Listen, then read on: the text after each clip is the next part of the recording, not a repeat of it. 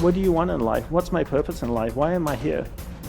What do I love? What am I passionate about? How many people can genuinely answer, this is my purpose in life? Very, very few people. Once you're clear with your purpose, you know what to concentrate on, and you know what to direct your finite amount of energy towards. If you're conditioned, it's because you have allowed yourself to become that. And if we've conditioned ourselves to believe certain kinds of things, and one of the things that we kind of believe and hang on to and live with is this whole idea that all of the things that happened to me in my past are what are keeping me from doing what I'd like to do today. So we hang on to these things and we fill ourselves with blame. You have some options. Here you are exploring the variety of your environment and coming into alignment with who you really are, and then allowing all of that to flow through you too. So in every moment in time, you have the option of focusing in a way that increases and enhances your alignment and your joy, which causes you to resonate with everything you put into your vortex, or something else. There really are not so many other choices, are there? You can focus on a problem. You cannot have enough money and feel bad because you are attached to the money, or you can not have enough money and feel good as you're anticipating more coming. But the consequence or the circumstance of the money does not need to dictate to you how you feel. That is the problem with getting attached to something that you can't control, is that it leaves you like a puppet with no strings. It's about not putting your attachment in all the wrong places, not putting it in what is temporary, but putting it in what is steady. And then in that steady attachment or alignment, then you can just flow it to whatever is currently in your now, flowing through your experience. You can't give away what you don't have. People who are not good at giving away love can't give away love because they don't have it to give away. If I want to give you a dozen oranges, I can't give you those dozen oranges unless I go out and pick up 12 oranges someplace. Otherwise, all it is just empty rhetoric. And the same thing is true of virtually everything in your life. You can't give away love for others if you don't have love in here to give away. If what you have in here is contempt, if what you have in here is anger, if what you have in here is fear, then these are the things you're going to be giving away in your life. Every one of you are drawing a picture with your life. You're the artist. Your hands and your feet are the paintbrushes. And the choices and decisions you're making right now are the paint strokes. You can paint whatever picture you want to paint. You can become whatever you want to become. But your choices and decisions that you're making right now matter. You got to have the grit and the tenacity to push forward and give it a little bit more than what you have right now. Don't wait for the perfect timing. The perfect timing is never going to come because there's no such thing as perfect. There's never going to be a day where you wake up and you're like, this is the perfect day for me to finally change. All the things have lined up. My inbox is completely clear. I have nothing to do today. There's no distractions. The kids are finally perfectly on their own. Oh my gosh, my husband or wife is finally perfect on their own. Everybody is healthy around me. Everything is just perfect. The day is sunny and bright. And oh my gosh, look at all this gold that just happened to appear in front of me. It's not going to happen like that.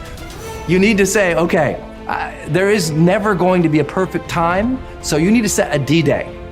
Literally, a day in which you say, that's the day. And then you need to marshal all of your motivation, all of your ability to learn and develop skills as fast as you can before that day. But when that day comes, that's D-Day. That's the day that you go. That's the day that you quit. And that has to be a real date for you. I mean, mark it on the calendar. That's the day you quit the thing. That's the day you walk out. That's the day that you leave that situation that is not healthy or satisfying or good for you or your soul or the people around you. That you have to have that date. It has to be scheduled or you'll never do it. You'll just keep saying, oh, one day things are gonna be, the people who say one day, they end up at the end with a collection of days that were so far from perfect that they're in a state of misery now. They never landed in the land of their dreams because they were always marching in something that was miserable to them, right? At some point, The only way that life changes is that you change your course. And don't wait for a perfect day. So what's your date?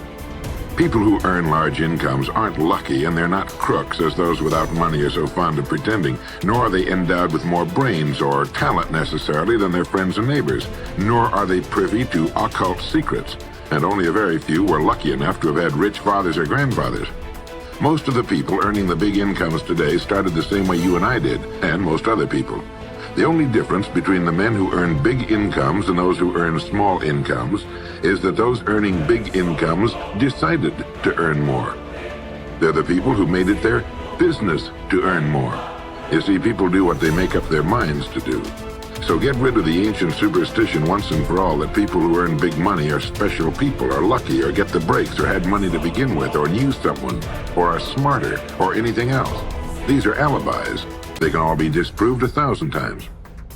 The reason there are so many of these alibis around is that men who fail to make the grade financially are seldom honest enough to just admit that they really didn't try and keep trying. So in order to justify their failure, in order to remain seated, they dream up and pass along these old alibis. We're all self-made, but only the successful will admit it.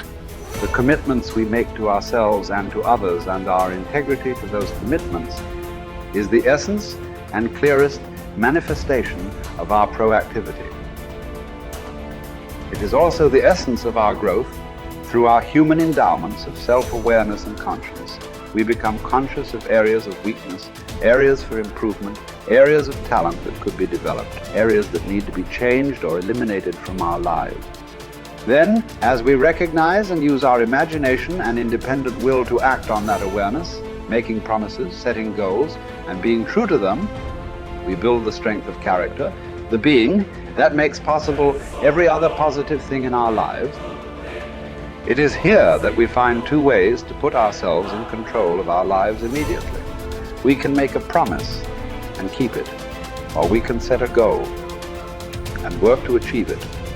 As we make and keep commitments, even small commitments, we begin to establish an inner integrity that gives us the awareness of self-control and the courage and strength to accept more of the responsibility for our own life. By making and keeping promises to ourselves and others, little by little, our honor becomes greater than our mood. The power to make and keep commitments to ourselves is the essence of developing the basic habits of effectiveness.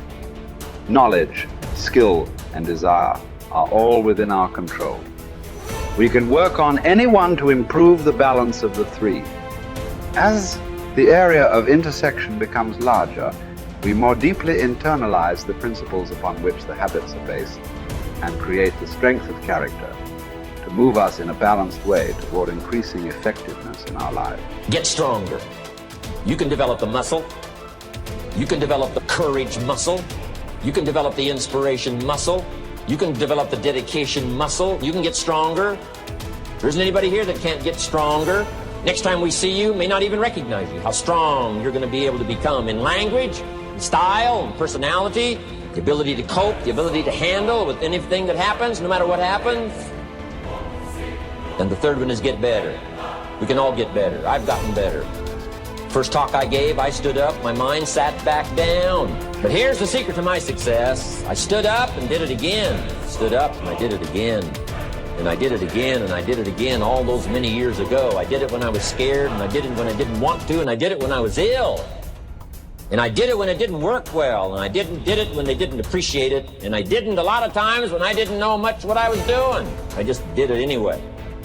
And now all these years later, I'm asked to walk on this stage with the greatest introduction I've ever had, greatest response and welcome I've ever had, the greatest opportunity I've ever had to touch this many lives with a mixture of words and heart and soul. I got better. I got better day by day and week by week and month by month, and I'm asking you to do the same thing until you can develop a long arm and a long reach, until you can develop influence that won't quit. Touch people next year you couldn't touch this year. Touch people now you couldn't touch before. Conduct a meeting now you couldn't conduct before. Heart and soul now mixed in there that wasn't there, missing before. I'm asking all of you to get better in spite of the winters, in spite of the downturn, the money downturn, the social downturn, the personal downturn, whatever it is. Just get stronger. Get better. The key is not to wish for a better winter, key is to wish for more strength, more wisdom, more courage, get better, get wiser, get stronger.